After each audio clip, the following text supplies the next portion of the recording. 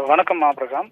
கடந்த 12ஆம் தேதி பார்த்தோம்னால் ஆரம்பாக்கம் பகுதியில் பள்ளி சிறுமி ஒருவர் பாலியல் பலாத்காரம் செய்யப்பட்டு அவர் மருத்துவமனை, அதாவது ஆர்எஸ்ஆர்எம் மருத்துவமனையில் 12 நாட்களாக சிகிச்சை பெற்று வந்திருந்த நிலையில் தற்போது மீண்டும் உடல்நலம் பாதிக்கப்பட்டு மருத்துவமனையில் சிகிச்சைக்காக சென்றுள்ள சம்பவம் பரபரப்பை ஏற்படுத்தி உள்ளது. குறிப்பாக அந்த குழந்தை பார்த்தோம்னால் பாலியல் வன்கொடுமை செய்யப்பட்ட நாட்களில் இருந்து அந்த குற்றவாளியை பிடிக்கவில்லை காவல்துறையினர் என்ற ஒரு விமர்சனம் இருந்து வரும் நிலையிலும் காவல்துறையினர் தற்போது வரை பார்த்தோம்னால் அந்த குற்றவாளியை நெருங்கக்கூட முடியாத அளவில் திணறி வரும் நிலையில் அந்த குழந்தை பார்த்தோம்னால் மீண்டும் உடல் நலம் பாதிக்கப்பட்டு தனியார் மருத்துவமனையில் சிகிச்சை பெற்று வருவதாக தகவல் நமக்கு கிடைக்கப்பட்டுள்ளது.